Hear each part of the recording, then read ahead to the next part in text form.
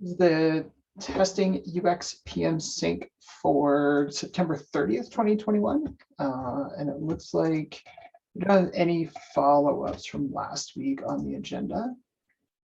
So Gina, you are up if you want to take it away. Sure. I wanted to just go through my priorities of this week, which I'm going to share my screen so it's exciting for the recording. Google Docs. Oh, it's a GitLab page. That's way more exciting than a Google Doc. Yeah, so my highest priority is just solidifying the usability testing MR, and then I have a couple other runner issues I have to do for this milestone. So those are pretty high up, but I added that item for job to be done MR, and I just wanted to say thanks for reviewing. I think I feel pretty comfortable with the iteration that we're at now, so hopefully that will go. Okay.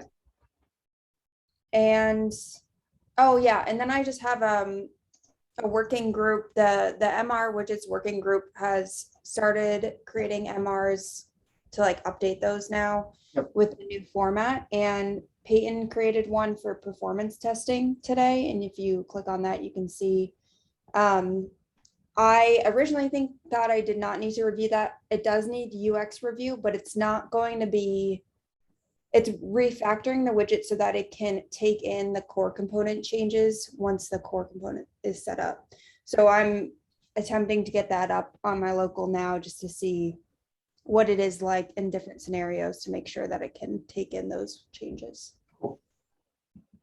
But that's and if you need help creating the load performance, like you're not going to need to run load performance testing. If you create the report as in the repository and just upload it, the widget will work. So you'll need to run two pipelines, one to set the base and then an MR against that branch to create the diff from the MR widget. okay. But you don't need to like set up load testing anywhere.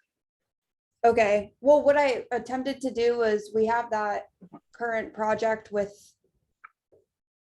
all of the different, I think it's CI sample projects or something like that. With all the demos.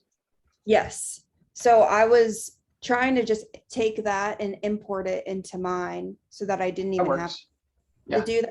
And that's what I'm waiting on now to see if that will. I don't remember if that just uploads a report or if that actually runs a load test somewhere. So what I would do for purposes of this is just like simulate the running of the performance test by just uploading a report of the output, because that's all this widget is consuming. That'll save you a lot of hassle of configuring a runner somewhere to do this. Okay. So I think Scott's project like uses Google Compute to do that somewhere. I think, I don't remember. Okay.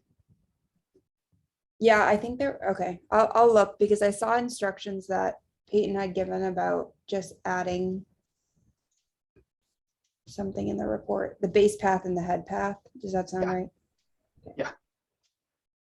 So it looks like in the screenshot that's here that the design is tweaked a little bit too. Is this to better use Pajamas components? That's the change that we're making in addition to the core changes. The design is tweaked. What do you mean, like the icons and? Yeah, so the iconography is different. The collapse button looks different. Yeah, I mean, so that's going to be part of your review. I'm just trying to suss out. Did we expect these changes as part of the refactor? Because if you're refactoring something, I would just expect it to be the underlying code of structurally it's changing, but visually it's the same. This looks to me more like a, hey, we changed it visually, then we're going to change it structurally. So there's, as far as I know, like there are some small things here that do not follow the full visual endpoint we want to get. Like the collapse button is going away. We're going to do a caret instead of that button. So my guess is that the refactoring is just trying to get appropriate icons for those different situations, and that's why the icons are changing. Okay. And then, but I think I need to read up on a little bit more around what would then change after this. Basically, it's definitely the collapse button. I don't know what else there is though. Okay, cool. Awesome, thanks. Awesome. So my weekly priorities, then I'll share my screen.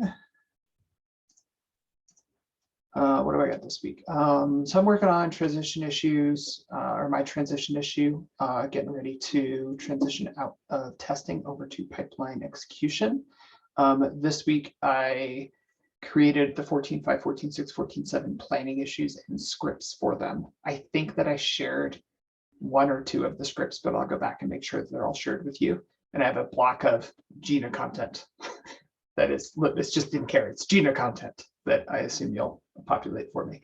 And then I'm supporting our testing internship. Scott did another practice interview yesterday and went a lot better. Thank you again for helping last week.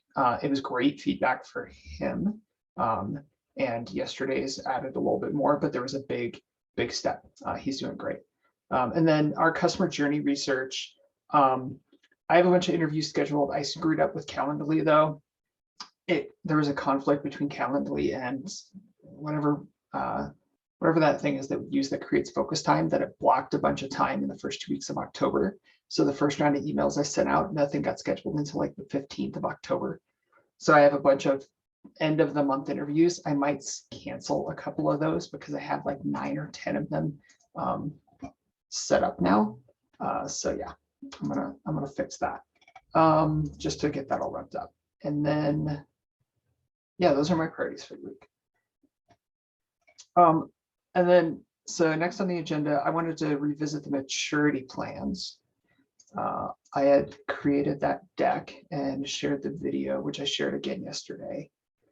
I just want to ensure that we are good on what is set up from a planning perspective of moving code testing and coverage forward from viable to complete and usability testing from minimal to viable.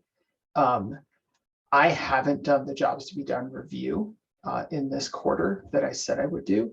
So I'm going to try to fast track that. That's just we've already done the research on it. We established that there are jobs to be done. Are they still the right ones for complete maturity versus a viable maturity? So I got to figure out how to do that. That'll be one of my priorities for the last 2 weeks of the month, probably. And then any other validation that we'll need to do, I'll work on that in transition. And building out the project quality summary is something that we'll want to do as that's part of our complete vision for the category. And I think that either project test result summary, being able to visualize just here's the current state of tests for this project, or doing the Jacoco parsing. Those are the next two things that I look at as opportunities for us to move it forward. I don't know that we'll have capacity in testing to do both with current staffing, but we can definitely move one of those forward, I think. And then I figure May through July of next year is when we'll do the category maturity scorecard research with external users. I always just left a full quarter to do that research because that's how long it was taking me when I was running it solo. I think you're getting through those a lot faster than I was because you're doing a better job of making it a priority than I was, so that you may not need that entire timeline, but I wanted to make sure that that was out there. And then following kind of that same script of starting with usability, which you're in the middle of the jobs to be done research now. We can continue that into November if we need to, but it looks like you're doing great there. And then don't know what we need to build yet. That'll be something that I think comes out of the insights that you're gathering to make this category viable internally. And then looking back at the other things that we want to move, those are the only two that are moving by July. Is that right? Usability.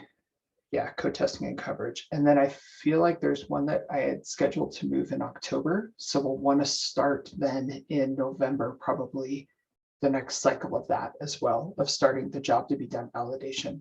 So we'll need to look at the category set YAML file to suss that out. Cool. Or does that all make sense? Did I explain that in a way that is clear? Yeah, that was clear. Okay. Awesome. All right, so I think our to-do here is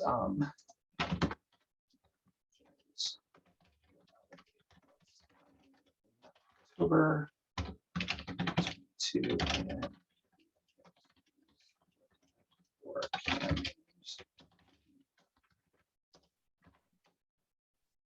I had a couple responses to your what should we prioritize sooner? yeah. Let's do it. I think considering just thinking about like you moving to a different group, Mhm. it would be nice if we could evaluate. So when we're doing the category maturity scorecard, we're going to be evaluating 2 jobs at the most from a single feature. Jesus. And my question was, which one should we prioritize? I think that's something that you and I could figure out. And then also think about the scenarios that we'll be using for the category maturity scorecard. If there's any thoughts around, like if there's specific, scenarios that we should make up. Yeah.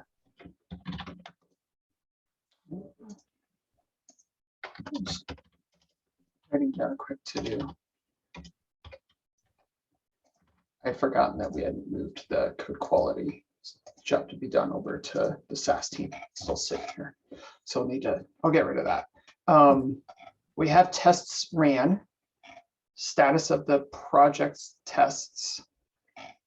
And we haven't researched a job around code coverage. That might be an interesting job to look into, either from the manager perspective or the developer perspective. Either persona, I think, would be interesting. So those might be jobs that we get rid of these jobs potentially, or even open up a whole new parent job or job category, and use that to move forward. The other thing is, I don't remember, I think score wise, we can be at the C to move to viable, or move from viable to complete rather. Am I remembering that correctly? As a C, I need to look at that. I don't remember if a 3.63 counts. Yeah, that's exactly what I was thinking. Yeah. I don't remember where that scores. Anyway, so code coverage. Yeah, I would do I focused in on code coverage.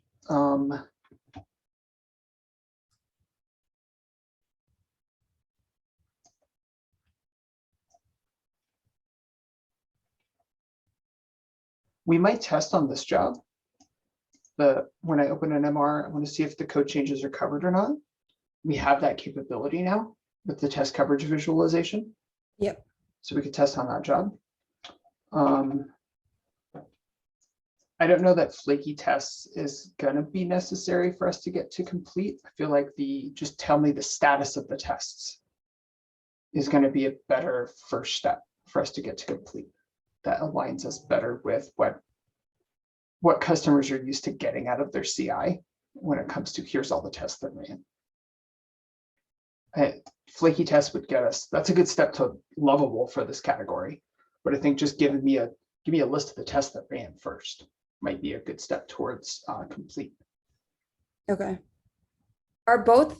Is there a reason why we're not like labeling those larger headings with the actual category? Like these? Yeah. I mean, it's easier when we're talking to distinguish that is related to code coverage. No reason. That's just the way that I sketched it out.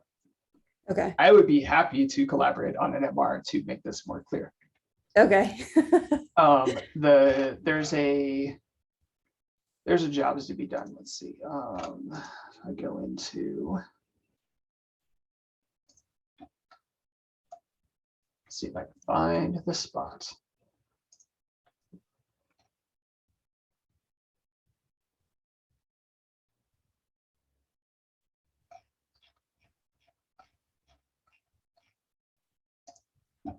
There's a YAML file. I know you're shocked about that. I want to drop a link to this into our agenda. Okay.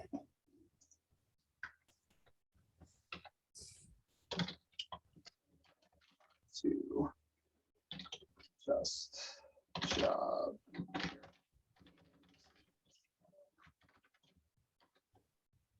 Cool. And then just one other question around that. This is again formatting, but would we ever think about moving each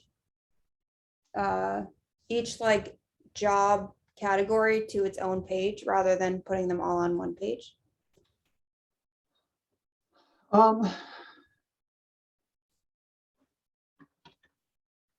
I think that would work. I don't think that's what that is. It's in sites, handbook, handbook. This is an include, and I don't know how we would break that apart just because I don't know the Ruby to do it. Okay. But I don't think there's a structural reason we couldn't. I just think that's not how it was structured to start. It's probably, I mean, I'm now looking at other pages and it seems like everybody just lists them all out. So Yeah. maybe that's not actually needed. I think that's because that's how it was given to us. That doesn't mean that that's how we have to keep it. So yeah, there's just an index here for jobs to be done. So we could,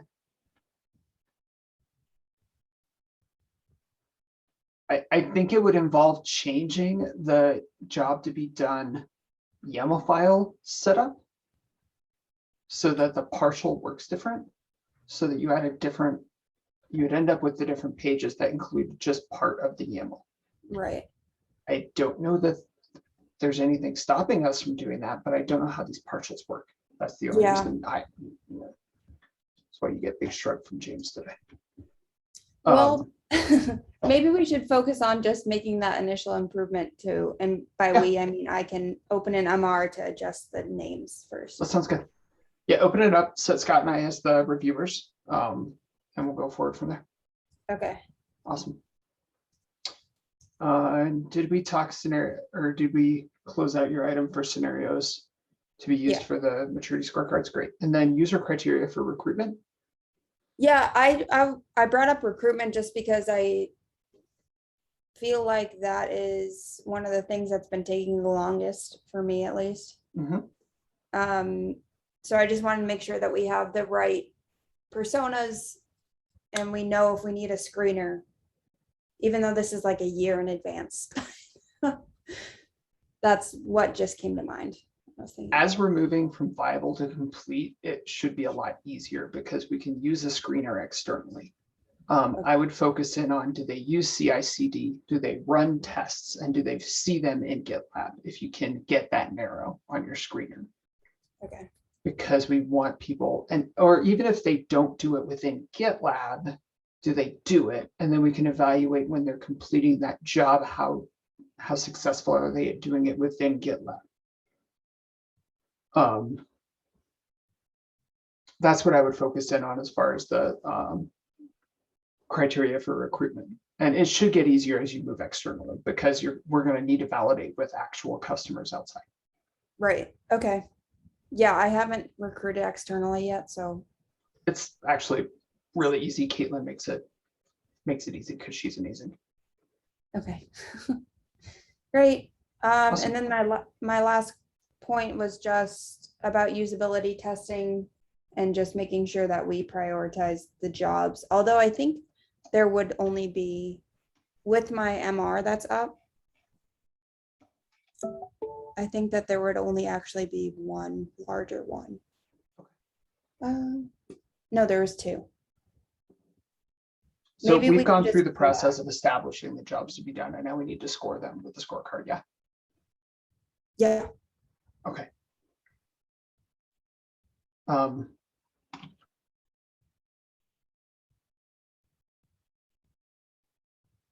Is that MR?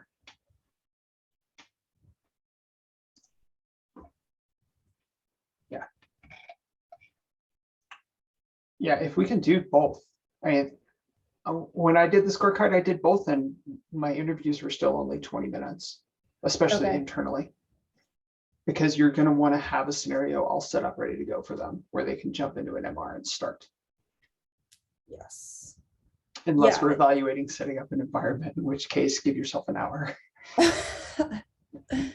It seems like it's outside of the scope of usability testing, though. Yeah, Yeah. I don't think it's that. I think if anything, we should just have something ready to go so that they can just I agree. test it themselves. I agree. Okay. I did not Awesome. realize that we only had 2, so yeah, Yeah, answered. now we should be good to go. Cool. All right, keeping going down the agenda for our last couple of minutes. Quarterly plans, what did I create here? Oh, I recorded a quick walkthrough of how I'm using these different roadmaps. If you want to take a look at it, it should help give you better visibility into what's coming up from a direction and a possible UX perspective. So the recording is there, the links to everything is there, which you're able to access internally. And then planning issues for 14.5, 14.6, 14.7 are all created for you as well. So you can jump in there and add to those, feel free. And you don't even need to open an MR, just edit the page. Okay. And then I wanted to touch real quick on the UX debt, getting more usability issues out of the backlog, both for making sure we're continuing to move on that debt and ensuring that MR reviews are happening for those front end issues. Now, Hannah was going to take a pass at those. I added it as a read-only item today for the team. I'll add it as a discussion item probably next week for the team, just to, if I don't see more issues getting tagged, then let's talk about it and make sure that we're finding that UX debt collectively as we see things. And I think that our team does a pretty good job of looping you in when there is a change. But if you don't feel like it is, then make sure we mention that to Scott and the team of, hey, make sure we get James and Gina, or the PM and the PD, involved on reviewing, especially those front end changes. We would love to see those MRs and see how it's changing before it goes out. Can you go back to the first one? What do you mean by, are you saying UX debt issues we're not creating enough, or we aren't tagging them? I don't really. I just want to make sure we have a healthy pipeline of them, just to ensure we're not accumulating UX debt. I know that the widget thing is getting a whole working group cleanup, but I know that we have other areas on the pipeline page, on the jobs page, as built artifacts comes into the fold and we start to create things there. Let's make sure that we're identifying those, we're tagging them appropriately, and we're treating them like feature maintenance. And maybe we open an MR on the team page around how we handle and prioritize UX debt, where we have at least 20% of our time accumulate, or maybe we expand our 20% of feature maintenance to be 30%, and it is inclusive of UX debt as well. Okay. I see. That makes sense. I won't lie, I have not really made it a priority for myself to go through and see what is going on in the backlog yet. And I think it's because I've been so focused on current like design deliverables I need to get out. So I can at least go and add that to my tasks. Like I started doing it today. It's a little bit hard for me to jump in without any like context. So it takes longer for me to read through the issue and understand what's going on. Yeah, and I would just start with filtering by, is UX one of the labels, or is front end one of the labels, and go from there as a first pass. That should give us some help, or help narrow it down a little bit and give us some things to be working on. All right. Sounds good. Cool. Anything else? Anything I can help you with today? Nope. All right.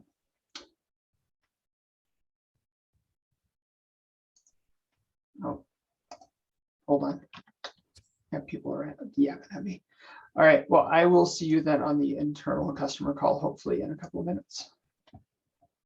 Sounds good. All right. Cheers. All right. Thanks.